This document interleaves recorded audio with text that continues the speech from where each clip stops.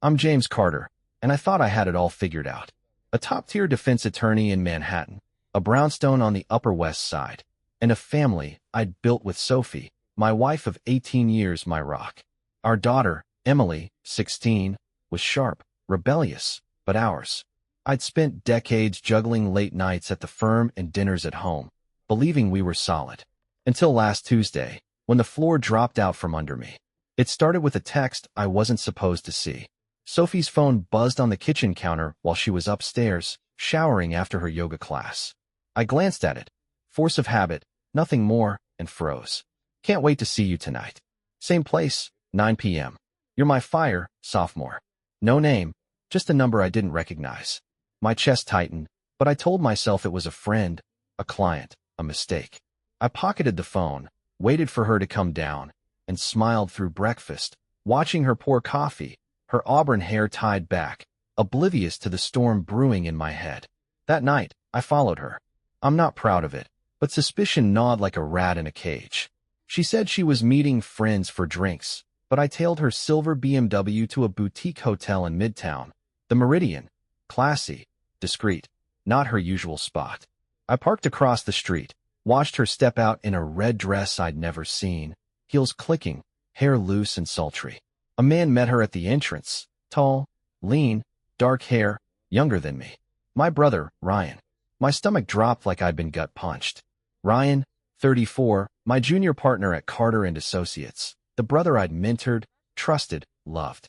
He hugged her, hands lingering on her waist, and they disappeared inside, laughing like they shared a secret I'd never touch.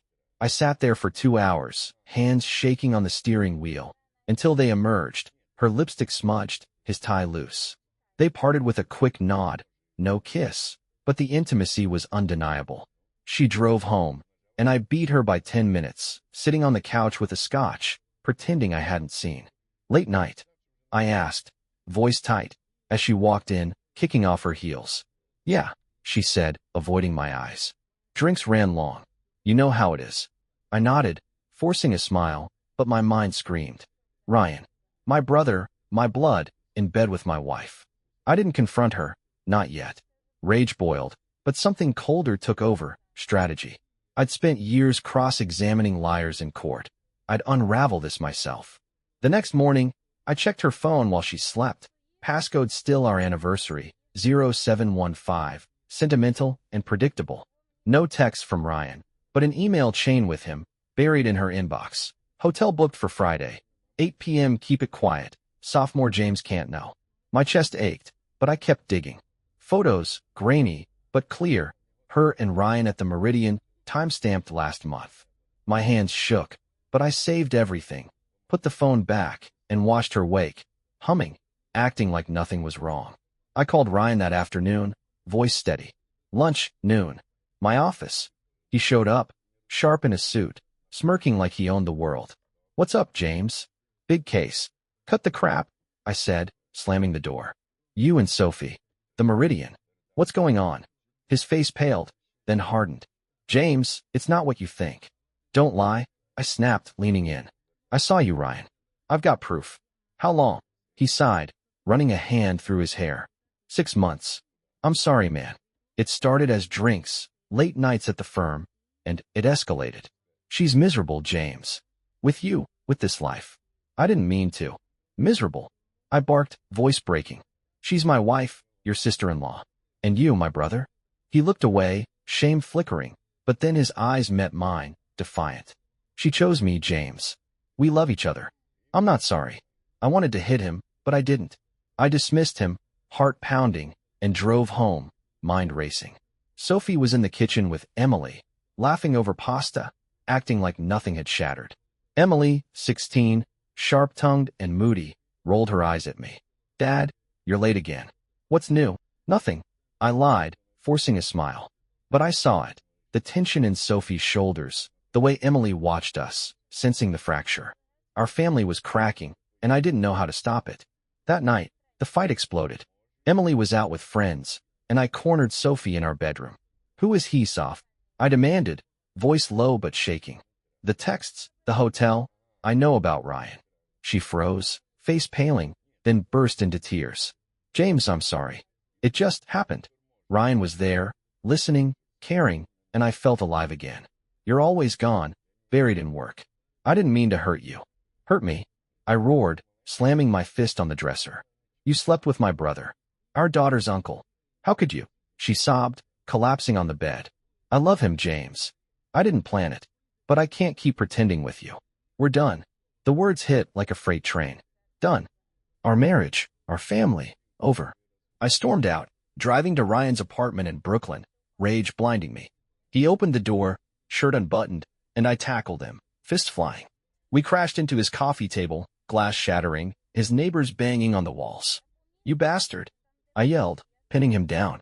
You took her, my wife, my life. He shoved me off, panting, blood trickling from his lip. She chose me, James. You drove her away. Fix your own mess. I left, hand shaking, and drove to a bar, drowning in scotch, mind spinning. Emily texted at midnight. Mom's crying. Where are you? What's happening? I didn't answer. I couldn't. Our family was a war zone, and I was losing. The next day, I started digging bank statements, emails, Sophie's laptop. I found it. A joint account with Ryan, tens of thousands deposited, linked to my firm's clients. My stomach dropped. This wasn't just an affair. They were stealing, siphoning funds, using my name, my reputation. Sophie wasn't just cheating.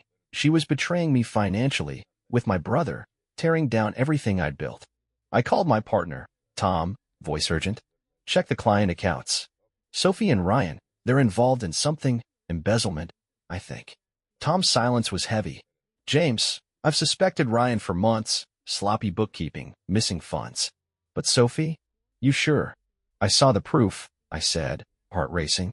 They're together, Tom. In every way. He promised to investigate. But I knew the truth. This wasn't just personal. It was a conspiracy, and I was their target. Sophie's seduction, Ryan's betrayal, Emily's confusion, it was all a trap. And I'd walked right in. But I wouldn't let them win. I'd fight, expose them, even if it destroyed us all. Tom's investigation hit like a bomb. By Friday, he'd uncovered a trail of embezzlement. Tens of thousands siphoned from client trust accounts at Carter and Associates, funneled through a shell company linked to Ryan and Sophie. I sat in my office, staring at the spreadsheets, heart pounding, as Tom's voice crackled over the phone. James, it's bad. Ryan's been cooking the books for months, but Sophie's signature's on some of the transfers. They're deep in this together. I clenched my fists, rage boiling. Sophie, my wife, my partner in life, stealing from me, from our firm, with my brother. Ryan's smooth talk, his charm, it had always masked his greed, but I'd never seen this coming. I drove home, mind racing, ready to confront her, but Emily met me at the door, eyes red, voice sharp. Dad, what's going on? Mom's packing, and she won't talk to me. You're both acting crazy. I froze, guilt twisting in my gut. I need to talk to your mom. Stay here, okay. She crossed her arms, stubborn, 16 going on 40. No. Tell me, is this about Uncle Ryan? I saw a text on Mom's phone. He's been texting her nonstop. Are they together? The words hit like a punch. Emily knew or suspected. I swallowed, forcing calm. It's complicated. I'll explain later. Please, just stay. She stormed upstairs, slamming her door, and I found Sophie in our bedroom, suitcase open, clothes scattered. Her auburn hair was a mess, eyes puffy from crying, but she stood tall, defiant. James, I'm leaving, she said, voice steady. With Ryan. I'm sorry, but I love him. We're building something together, away from this. I slammed the door shut, voice rising. Building something? You mean stealing from me, from our clients? I saw the accounts, sophomore. You and Ryan, you're embezzling, framing me. How could you? She paled, then hardened, stepping closer, her scent floral, familiar, clashing with the betrayal. It wasn't like that at first, she whispered, voice breaking. Ryan needed help, a loan for his side business, and I got in too deep. But I love him, James. You're always gone, cold, buried in work. He sees me, wants you. I roared, grabbing her arm, then letting go, shaking with rage. He's my brother, sophomore. You slept with him, stole from me, and now you're dragging Emily into this mess. She flinched, tears falling, but her eyes stayed defiant. Emily's fine. She'll understand. We're leaving tonight. Ryan's waiting. Don't follow us. I let her go, heart pounding, and watched her pack, the red dress from the Meridian folded neatly on top. I called Tom, voice urgent. They're fleeing tonight. Track Ryan's accounts, his phone, anything. We need to stop them before they disappear. He agreed, but I knew time was short. I checked Emily's room. She was gone, laptop missing, a note on her pillow. I'm with Mom. Don't come after us. My chest tightened. Our daughter, caught in this, siding with them. I drove to Ryan's Brooklyn apartment, rage blinding me, but he wasn't there, just a neighbor, shrugging. Saw him leave with a blonde, big suitcase. Looked rushed. I tracked Sophie's phone, still on, thank God, leading me to a motel off I-95, cheap and seedy. I parked, crept to room 12, and peered through the curtains. Sophie and Ryan were there, tangled on the bed, her in that red dress, his shirt off, their movements urgent, passionate. It wasn't just betrayal, it was a slap, a flaunting of their bond, inches from my face. I snapped photos with my phone, hand shaking, then burst in, voice raw. You're done. Both of you. Sophie screamed, scrambling up, Ryan jumping to his feet, bare-chested, eyes wide. James, wait, he started, but I lunged, fists flying. We crashed into a lamp, glass shattering, Sophie yelling, stop it, both of you. I pinned Ryan, panting, blood trickling from his nose. You took her, my wife, my money, my daughter. You're dead to me. He shoved me off, voice shaking but defiant. She chose me, James. I love her. We're keeping Emily safe, away from you. Safe. I roared, turning to Sophie. You're brainwashing her, stealing her from me. She stepped between us, tears streaming, dress askew. Emily's with us because she sees the truth. You're controlling, distant. We're a family now, James. Let us go. I stumbled back, heartbreaking, and left, driving to a bar, drowning in scotch, mind spinning. Tom called at midnight, Ryan's accounts frozen, Sophie's phone traced, but they'd vanished, Emily with them. We'll find them, James, he said, but I knew the truth. They'd planned this, a perfect escape, leaving me ruined. The next day, I hired a PI, Nate, to track them, Sophie, Ryan, Emily. He called Friday, voice grim. They're in Miami, under fake names. Sophie's got a new ID. Ryan's using cash, but Emily's posting on Instagram, vague, but it's them. They're deep in this, James. And there's more. Ryan's tied to a client's offshore account, millions missing. This isn't just an affair, it's a heist. My stomach dropped. Sophie wasn't just cheating, she was complicit, a partner in crime, using Ryan, using Emily, to destroy me. I flew to Miami, reckless, needing answers. I found their beachfront rental, watched from a distance, Sophie in a bikini, Ryan beside her, Emily laughing on the sand. They looked happy, a family I'd lost, but I saw the cracks, Emily's guarded eyes, Sophie's nervous glances, Ryan's phone buzzing nonstop.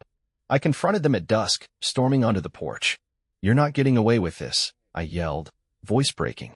The money, Emily, you're ruining her. Sophie paled, Ryan stepped forward, but Emily ran out, tears streaming. Dad, stop, she screamed. Mom loves Uncle Ryan, and I want to stay with them. You're the one who's gone, always working. Leave us alone. I froze, heart shattering. My daughter, my life gone, turned against me by their lies. Sophie stepped closer, voice soft but firm. James, we're building a new life. Let us go, or I'll drag you down with us. Charges, scandal, everything. I backed away, mind racing. They weren't just betraying me, they were framing me, using Emily as a shield. But as I left, I realized the twist. Emily's Instagram post wasn't vague, it was a cry for help, a photo of her room, a note hidden in the corner. Dad, help me. They're lying. My daughter wasn't with them by choice. She was trapped, and I had to save her, even if it meant losing everything. Emily's note burned in my pocket, a lifeline I hadn't expected. Dad, help me. They're lying. Her Instagram post, tagged from that beachfront rental in Miami, a blurry photo of her room with the note scribbled on a scrap of paper, proved she wasn't with Sophie and Ryan by choice. My daughter was trapped, manipulated, and I had to act fast. I left the beach, heart pounding, and called Nate, my PI, voice urgent. Nate, Emily's in danger. She's with Sophie and Ryan in Miami, but she's sending a signal. We need to get her out. Got it, Nate said, calm but firm. I'll trace the rental, pull local surveillance. But James, they're slippery, fake IDs, cash, offshore accounts. We need hard proof to move the cops. I nodded, mind racing, and booked a flight back to Miami, arriving at dawn. I rented a car, parked near the rental, a pastel house on Ocean Drive, palm trees swaying, and watched. Sophie lounged by the pool in a bikini, Ryan beside her, shirtless, their intimacy obvious, electric. Emily sat apart, headphones on, face tense, scrolling her phone. I snapped photos, hands shaking, but I knew I couldn't barge in, not yet. That afternoon, I met Nate at a diner off the strip, his laptop open, surveillance footage looping. "Here's the deal," he said, voice low. "Sophie and Ryan rented under Lisa Harper and Mark Stone fake IDs. Clean so far. But I hacked Ryan's burner phone. Text to a guy in New York, Tom Hargrove, your old client. They're moving the stolen funds through his offshore accounts, millions laundered. Hargrove's their backer, but Emily's the leverage. They're keeping her close, using her to pressure you." My stomach dropped. Tom Hargrove, a real estate tycoon I'd defended years ago, shady, but untouchable. Now funding Sophie and Ryan's escape, their betrayal. "They're framing me," I said, voice tight. "Using Emily to keep me quiet."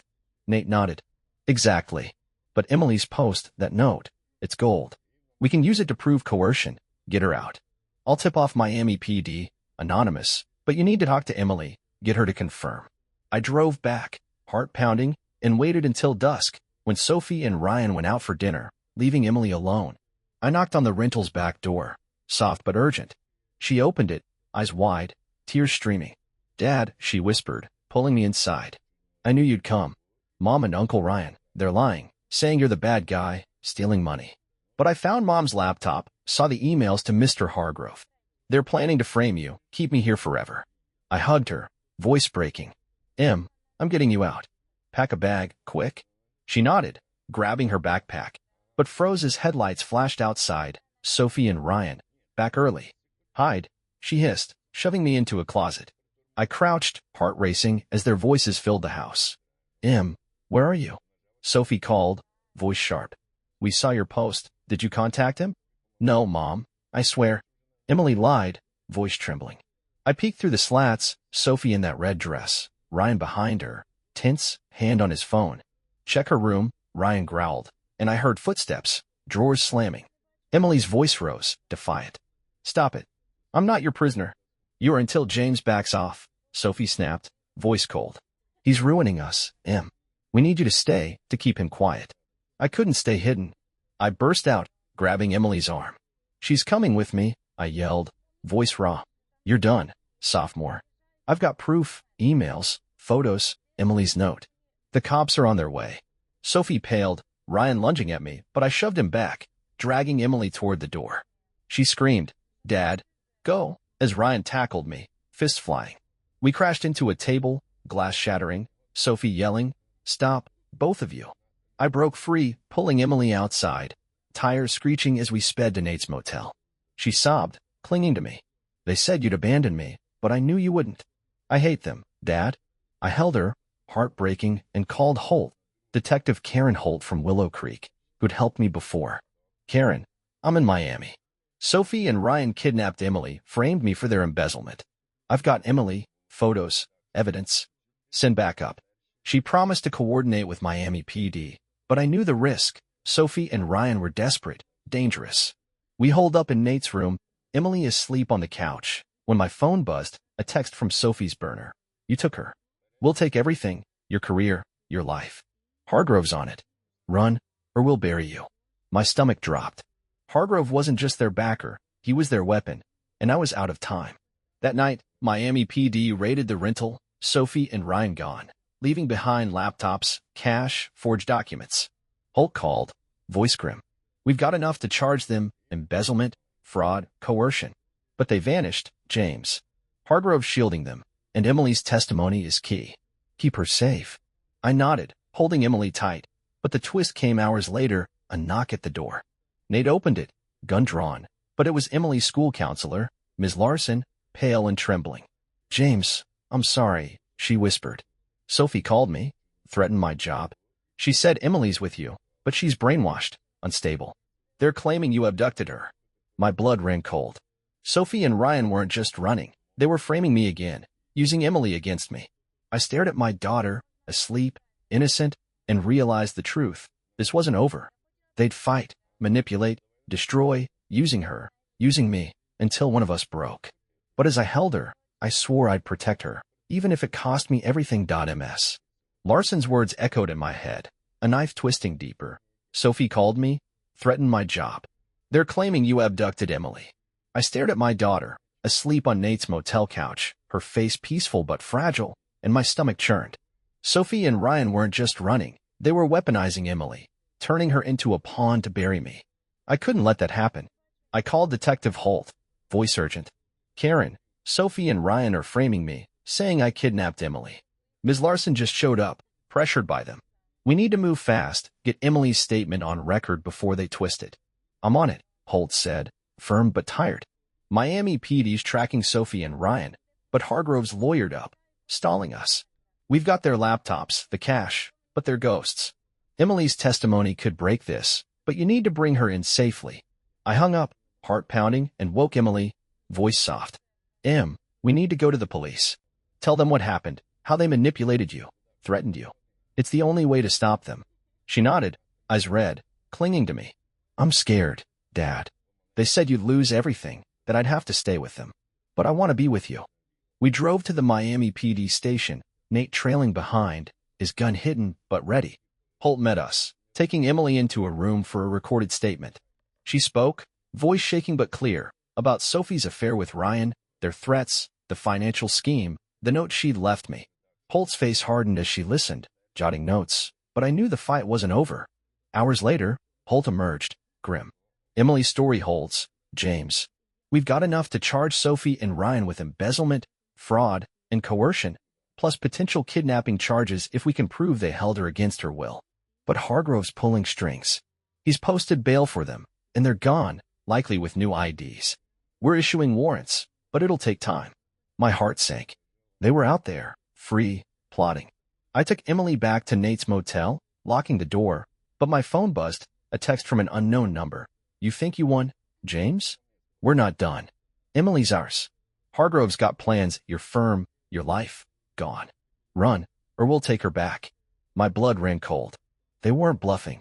I hired round-the-clock security for Emily, moving her to a safe house in Tampa, while I returned to New York, determined to save my career and expose Hargrove. I met Tom at the firm, spreading out the evidence, emails, bank statements, Emily's statement. Tom, we need to go public, sue Hargrove, clear my name. Sophie and Ryan used us, stole millions, and now they're targeting Emily. Tom nodded, but his face was pale. James, I dug deeper. Hargrove's not just their backer. He's been laundering through our firm for years, using Ryan as his mole. Sophie was his leverage, but you're the threat. If we expose him, he'll bury us. Lawsuits, scandals, everything. I refused to back down. We held a press conference, presenting the evidence, naming Sophie, Ryan, and Hargrove. The story exploded, national news, headlines screaming top lawyer's wife and brother in embezzlement scandal. My reputation took a hit, but the truth was out. Clients pulled out, but Tom and I fought, hiring new counsel to sue Hargrove. Months passed, Emily safe in Tampa, healing, but the threats continued, anonymous emails, photos of her at the safe house, warnings from Hargrove's lawyers. I hired more security, but the twist came in a late-night call from Holt. James, we found them, Sophie and Ryan, in Seattle, under new names. But here's the kicker, Emily's not with them. They claim she ran back to you, but we think Hargrove's hiding her, using her as leverage against you. My heart stopped. Emily, gone again? I flew to Seattle, tracking leads, but they vanished, leaving only a note in their rental. She's safe with us, James. Join Hargrove's deal, or you'll never see her alive. My hands shook, rage and fear mixing. They'd taken her, framed me, and now they were holding her hostage. I met Hargrove at his Manhattan office, desperate, voice raw. Where's Emily? You've got Sophie, Ryan, let her go, and I'll drop everything. Hargrove smirked, silver-haired, suit impeccable, eyes cold. Emily's fine, James.